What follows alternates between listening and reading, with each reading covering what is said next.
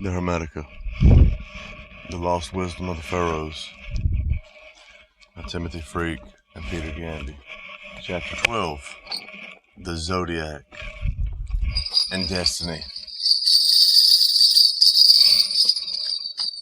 God created humans. Back it up.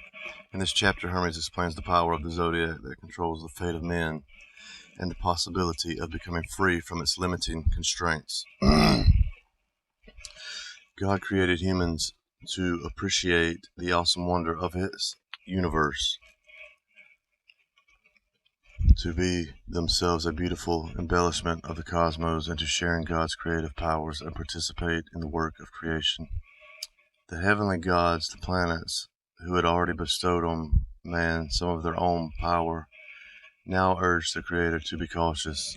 They fear that man will use this inquisitive mind for destructive as well as constructive purposes. Man's powers, they complain, are too great and unlimited, and therefore dangerous to himself and the order of the cosmos. God responds to their concerns by creating the Zodiac. The celestial mechanism will control the fate of men and be ruled over the goddess Destiny.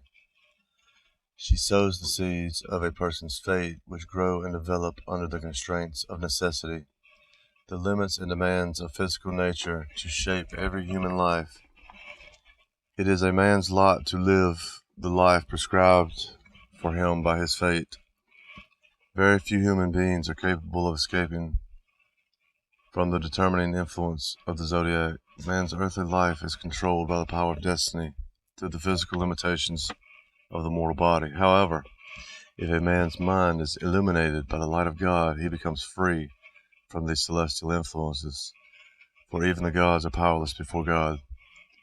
Hermes teaches that it is our duty not simply to acquiesce in our fate, but rather intense contemplation of God to rise above our merely mortal nature and awaken our immortal soul. The Zodiac and Destiny. When the Creator had created His beautifully ordered universe, He wanted to order the world also, so He sent down man, a mortal creature, made in the image of an immortal being, to be an embellishment of the divine body of the cosmos. It is man's function to complete the work of Adam. He was made to view the universe with awe and wonder, and to come to know its maker. At first the heavenly gods complained, saying, "You are being rash in creating humanity." They see with inquisitive eyes and hear what they have no right to hear. They reach out with audacious hands. They will dig up the roots of plants and investigate the properties of stones. They will dissect the lower animals, and one another also. They will seek to discover how it is that they are alive and what is hidden within. They will cut down the woods of their native land and sail across the sea to see what lies there. They will dig mines and search the uttermost depths of the earth. All this might be bearable, but they will do much more. They will press on to explore the world above, seeking by observation to discover the laws that govern the movements of the heavens. Adam replied, "I will build the Zodiac, a secret mechanism in the stars linked to unerring and inevitable fate. The lives of men, from birth to final destruction, shall be controlled by the hidden workings of the mechanism." And when the mechanism began to work, the keen-eyed goddess Destiny supervised and checked its movements through this mechanism. Destiny and necessity are cemented together. Destiny sows the seed. Necessity compels the results. In the wake of destiny, necessity comes order. The interweaving of events in time. Adam implants each human soul in flesh by means of the gods who circled the heaven.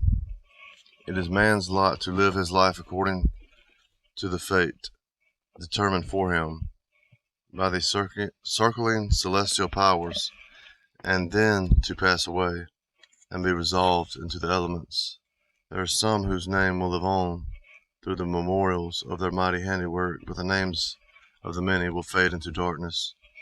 Few can escape their fate or guard against the terrible influence of the zodiac, for the stars are instruments of destiny, which bring all things to pass in the world of men. If, however, the rational part of a man's soul is illuminated by a single ray of Adam's light, the workings of these gods is as nothing, for all gods are powerless before the supreme light. But such men are few. Most are led and driven by the gods which govern earthly life, using our bodies as the instruments of destiny.